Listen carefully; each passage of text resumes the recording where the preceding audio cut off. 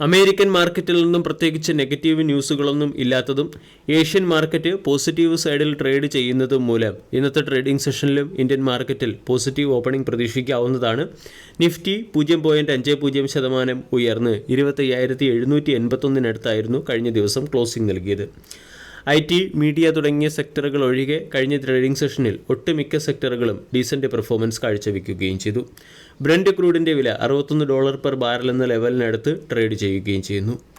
ഇനി ഇന്നത്തെ ട്രേഡിംഗ് സെഷനിൽ സ്റ്റോക്ക് സ്പെസിഫിക് ആക്ഷൻ വരാൻ സാധ്യതയുള്ള ചില പ്രധാനപ്പെട്ട സ്റ്റോക്കുകളിലേക്ക് കടക്കാം.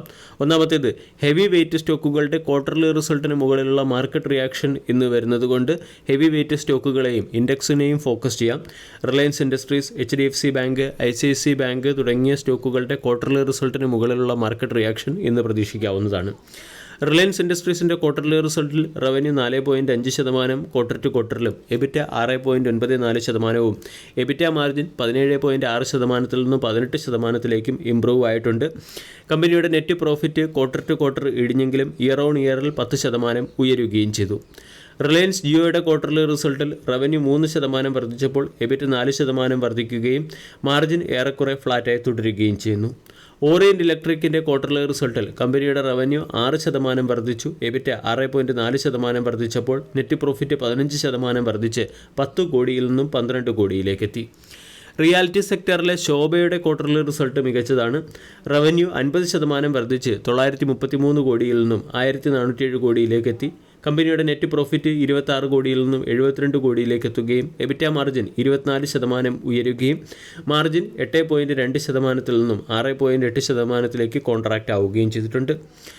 ഇന്ത്യ മാർട്ട് ഇൻ്റർമെഷിൻ്റെ നെറ്റ് പ്രോഫിറ്റ് 38% ഇടിഞ്ഞു 135 കോടിയിൽ നിന്നും 82 കോടിയിലേക്കാണ് പ്രോഫിറ്റ് എത്തിയിരിക്കുന്നത്. റവന്യൂ 12% വർദ്ധിച്ച് 348 കോടിയിൽ നിന്നും 391 കോടിയിലേക്ക് എത്തിയപ്പോൾ എബിറ്റ 3.6% ഇടിഞ്ഞു. ഡിക്സൺ ടെക്നോളജിയുടെ ക്വാർട്ടർലി റിസൾട്ടും മികച്ചതാണ്. കമ്പനിയുടെ പ്രോഫിറ്റ് 72% വർദ്ധിച്ച് 389 കോടിയിൽ നിന്നും 670 കോടിയിലേക്കെത്തി. റവന്യൂ 28% വർദ്ധിച്ച് 11,534 കോടിയിൽ നിന്നും 14,885 കോടിയിലേക്കെത്തി. എബിറ്റ 32% വർദ്ധിച്ച് 426 കോടിയിൽ നിന്നും 561 കോടിയിലേക്കെത്തി. ഒറാക്കിൾ ഫിനാൻഷ്യൽ സർവീസിൻ്റെ റവന്യൂ 3% ഇടിഞ്ഞു, എബിറ്റ 10% ഇടിഞ്ഞു, എബിറ്റ മാർജിൻ 41% ഇടിഞ്ഞു, നെറ്റ് പ്രോഫിറ്റ് 15% ഇടിഞ്ഞു.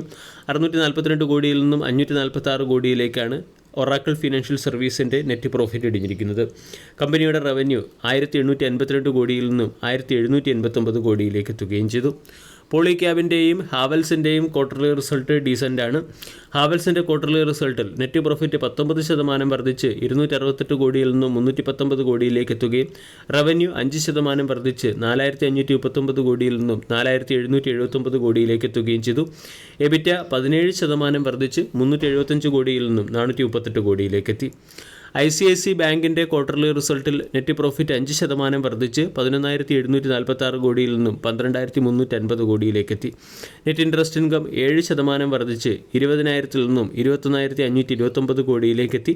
ഗ്രോസ് NPA 1.67% നിന്നും 1.58%ലേക്ക് ഇംപ്രൂവ് ആവുകയും നെറ്റ് NPA 0.41 നിന്നും 0.39ലേക്ക് ഇംപ്രൂവ് ആവുകയും ചെയ്തിട്ടുണ്ട്. ടോട്ടൽ ഡെപ്പോസിറ്റിൽ ഇയർ ഓൺ ഇയറിൽ 7%, അഡ്വാൻസിൽ 10.27% വർധനവുണ്ടായി. യെസ് ബാങ്കിൻ്റെ ക്വാർട്ടർലി റിസൾട്ടിൽ യെസ് ബാങ്കിൻ്റെ ഗ്രോസ് NPAയും നെറ്റ് NPAയും ഏറെക്കുറെ ഫ്ലാറ്റാണ്. ഓപ്പറേറ്റിംഗ് പ്രോഫിറ്റ് 33% വർദ്ധിക്കുകയും നെറ്റ് പ്രോഫിറ്റ് 18% വർദ്ധിക്കുകയും നെറ്റ് പ്രോഫിറ്റ് 5% ഉയരുകയും ചെയ്തു. ഇന്ന് ബാങ്ക് നിഫ്റ്റി ഇൻഡെക്സിനെ തന്നെ ഫോക്കസ് ചെയ്യാവുന്നതാണ്. കാരണം പല പ്രമുഖ ബാങ്കിംഗ് സെക്ടറിലെ കമ്പനികളുടെ ക്വാർട്ടർലി റിസൾട്ടും കഴിഞ്ഞ ദിവസം പുറത്തു വന്നിട്ടുണ്ട്. അതിന് മുകളിലുള്ള മാർക്കറ്റ് റിയാക്ഷൻ ഇന്നത്തെ ട്രേഡിംഗ് സെഷനിൽ പ്രതീക്ഷിക്കാവുന്നതുമാണ്. യെസ് ബാങ്കിൻ്റെ നെറ്റ് പ്രോഫിറ്റ് 583 കോടിയിൽ നിന്നും 684 കോടിയിലേക്ക് എത്തിയപ്പോൾ ഓപ്പറേറ്റിംഗ് പ്രോഫിറ്റ് 975 കോടിയിൽ നിന്നും 1297 കോടിയിലേക്കെത്തി. ഫെഡറൽ ബാങ്കിൻ്റെയും പഞ്ചാബ് ബാങ്കിൻ്റെയും പഞ്ചാബ് നാഷണൽ ബാങ്കിൻ്റെയും ക്വാർട്ടർലി റിസൾട്ട് പുറത്തു വന്നിട്ടുണ്ട്. ഫെഡറൽ ബാങ്കിൻ്റെ ക്വാർട്ടർലി റിസൾട്ട് ഒരല്പം ഡിസപ്പോയിൻറ്റിംഗ് ആണ്.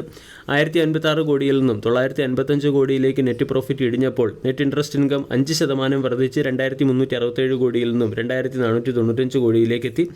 അതർ ഇൻകം 12% വർദ്ധിച്ച് 963 കോടിയിൽ നിന്നും 1082 കോടിയിലേക്ക് എത്തിയപ്പോൾ ഗ്രോസ് NPA 1.91% നിന്നും 1.83%ലേക്ക് കറക്റ്റായിട്ടുണ്ട്.